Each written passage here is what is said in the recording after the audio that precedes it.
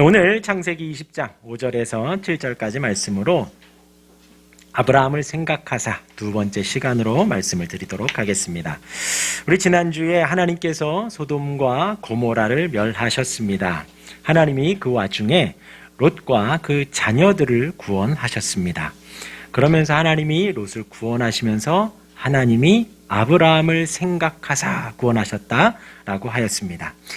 또 하나님께서 아브라함을 생각하셔서 오늘 또 아브라함과 사라를 구하시는 장면이 등장합니다.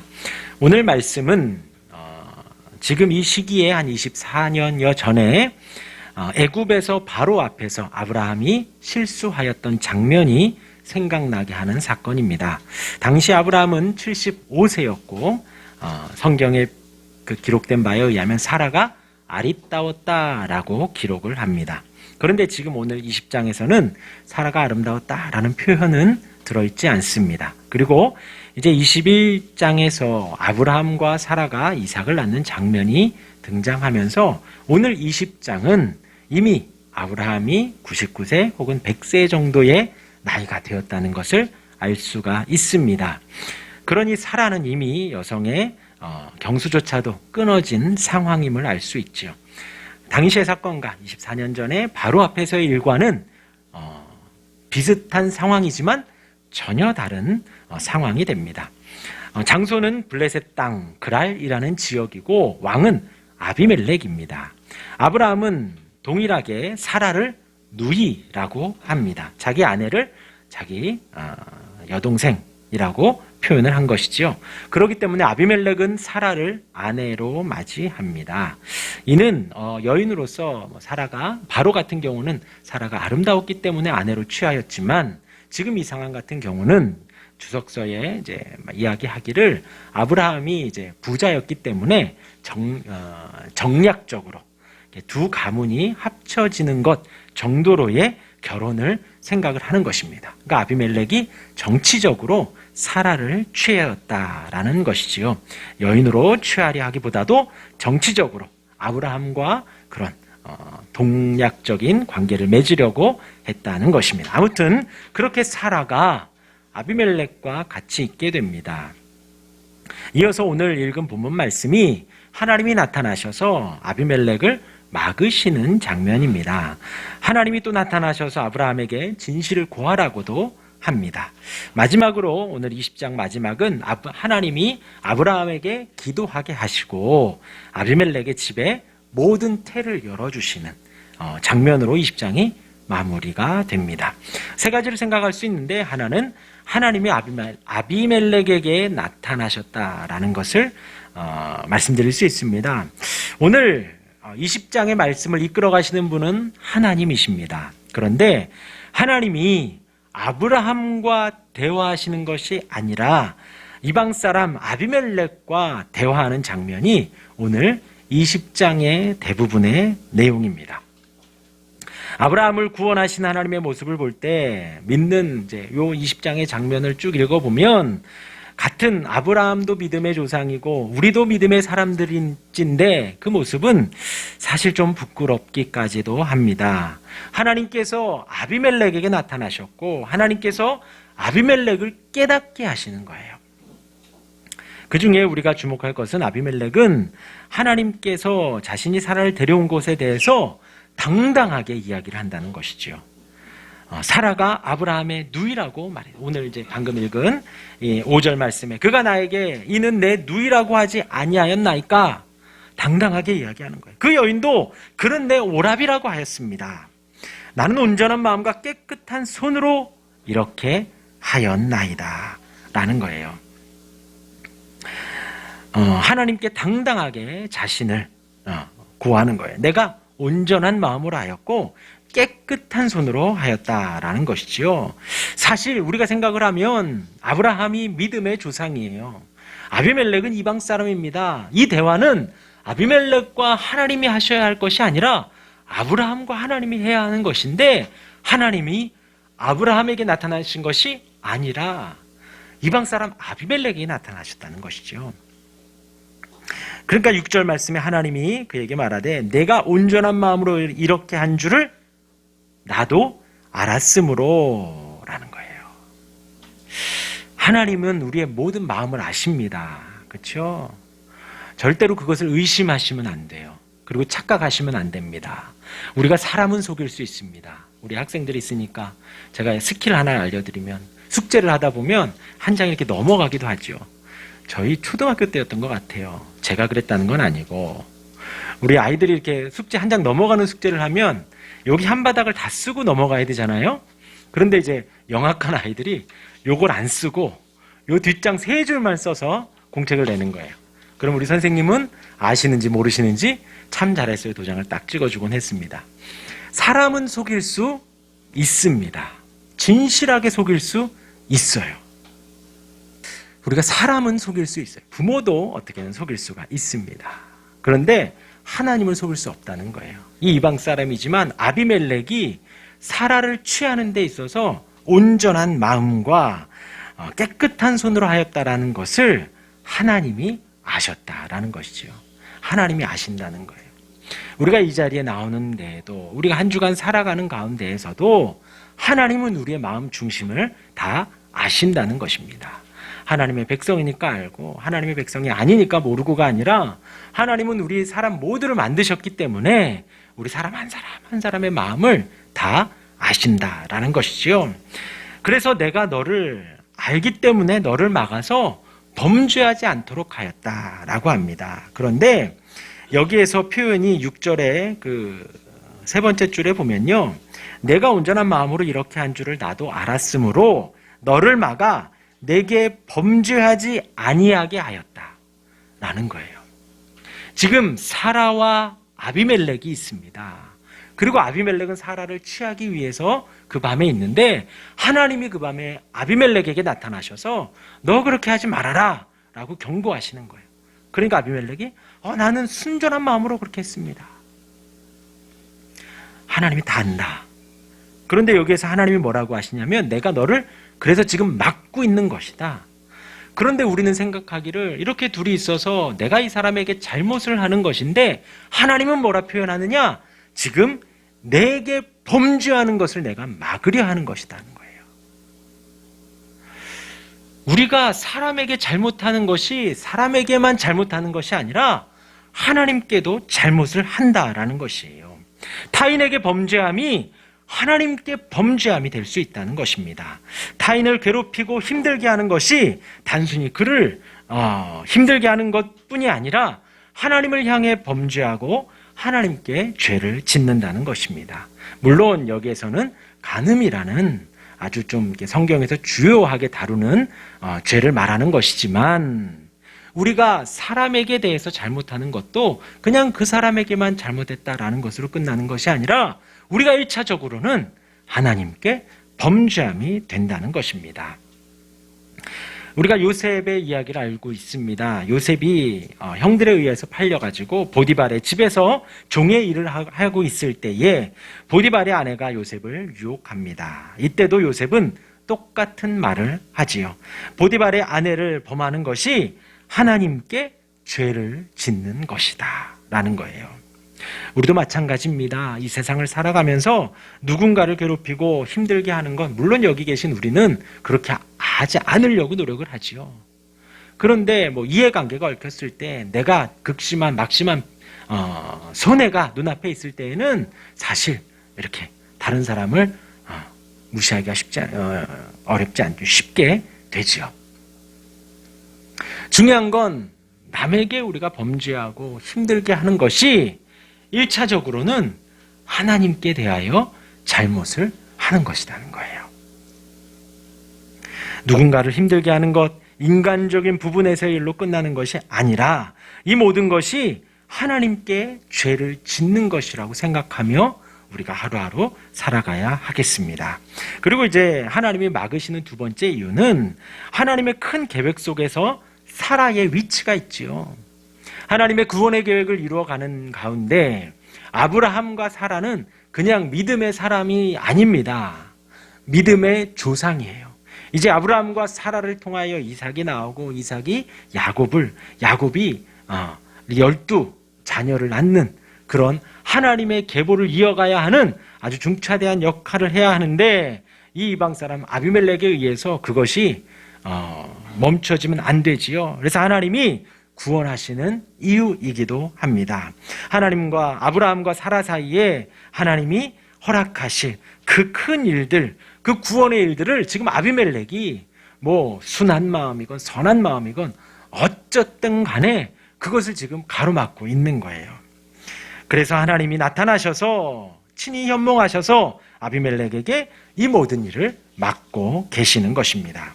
그래서 생각 들기는 하나님이 급하셨구나라는 거예요.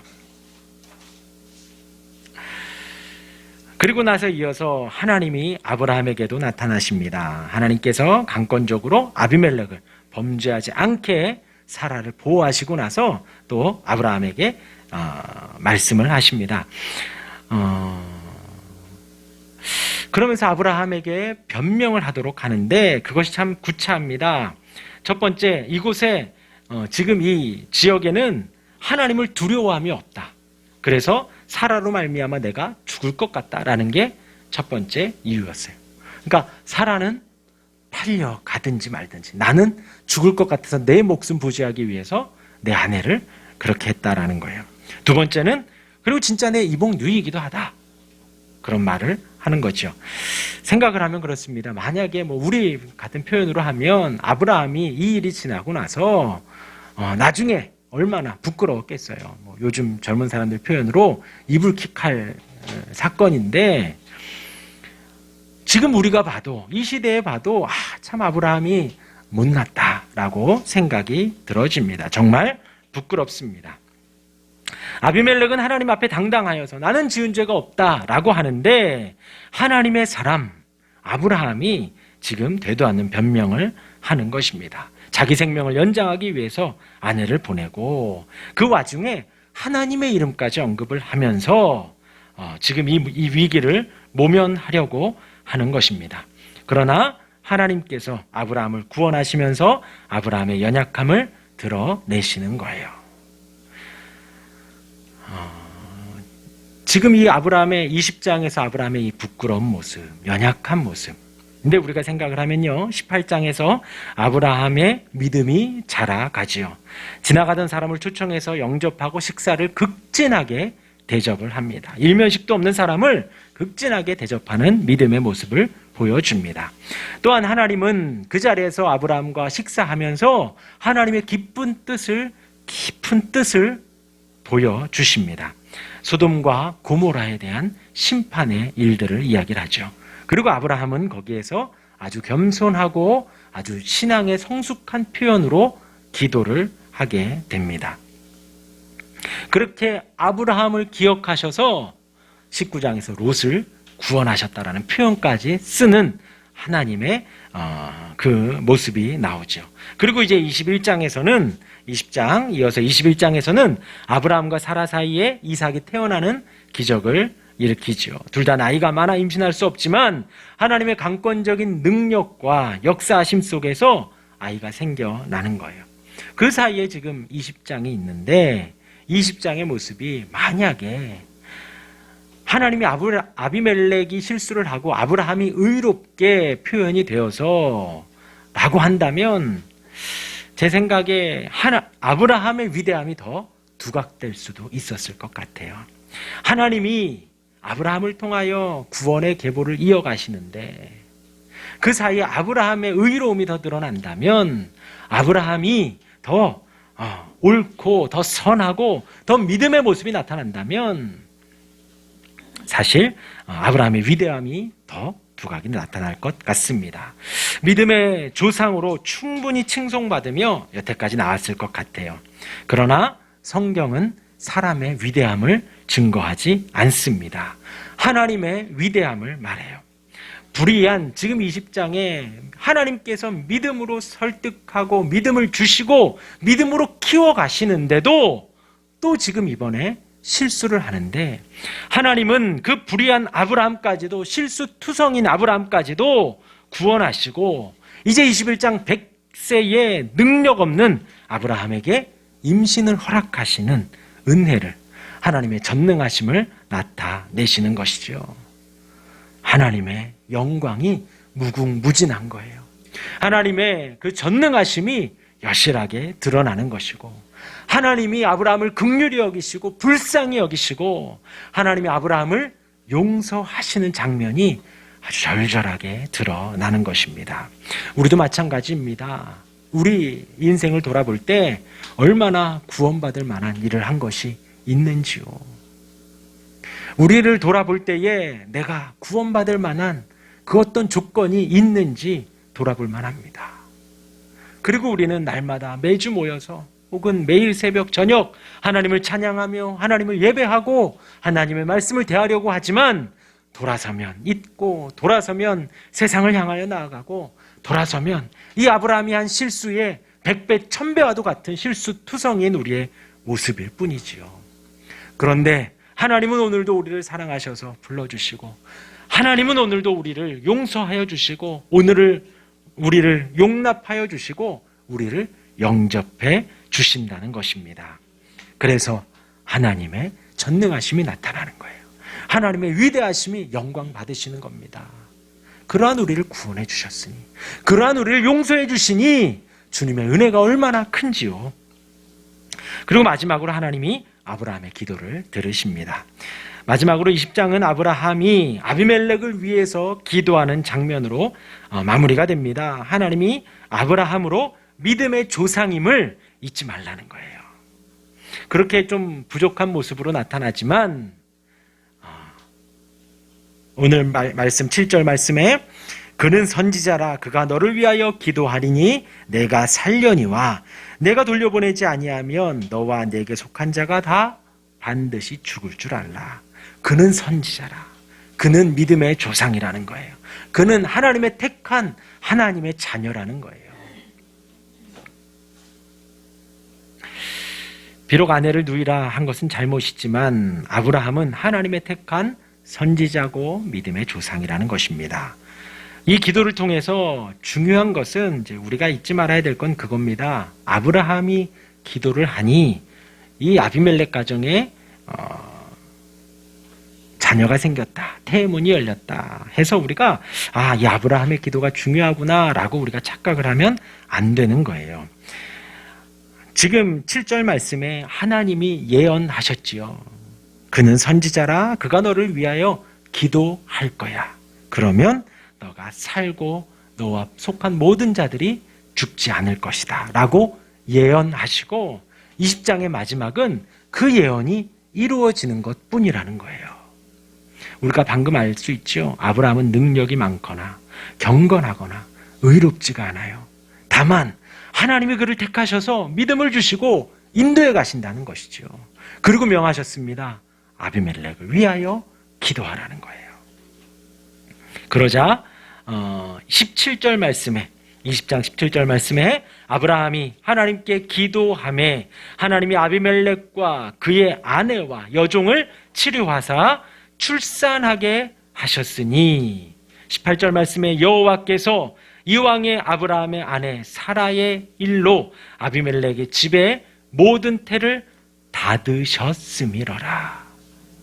여태까지 아비멜렉과 그의 처와 그의 모든 사람들의 태가 닫혀 있었다는 거예요. 임신이 되지 않았다는 것입니다.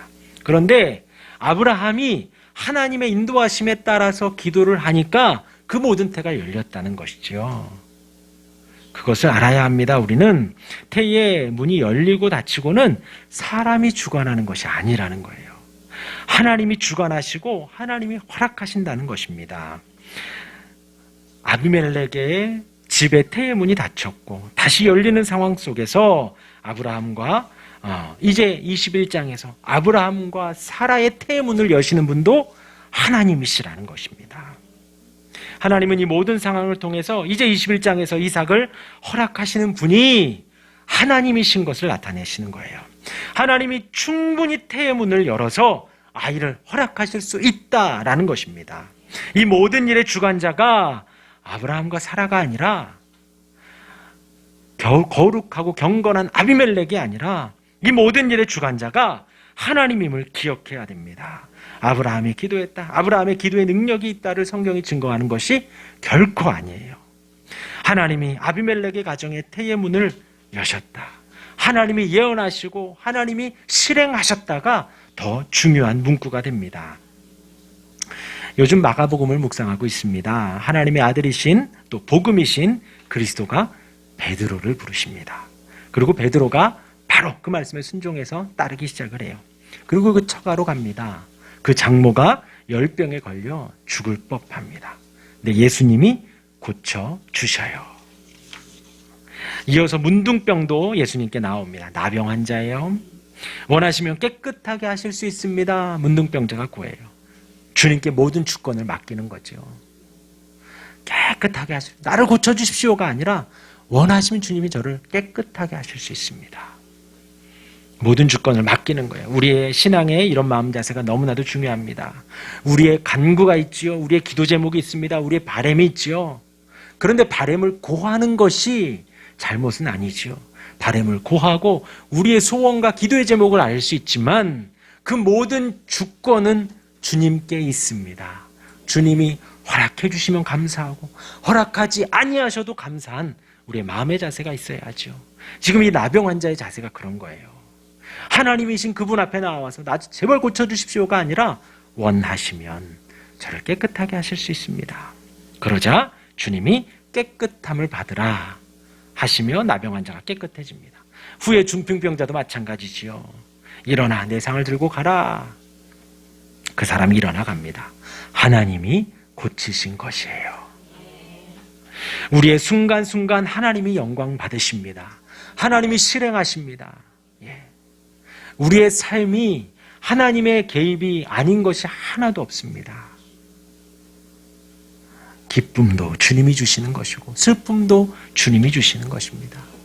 우리의 건강함도 주님이 주시는 것이고 혹 편찮으신 것도 주님이 주시는 거예요. 원하시면 주님이 깨끗하게 하실 수 있습니다.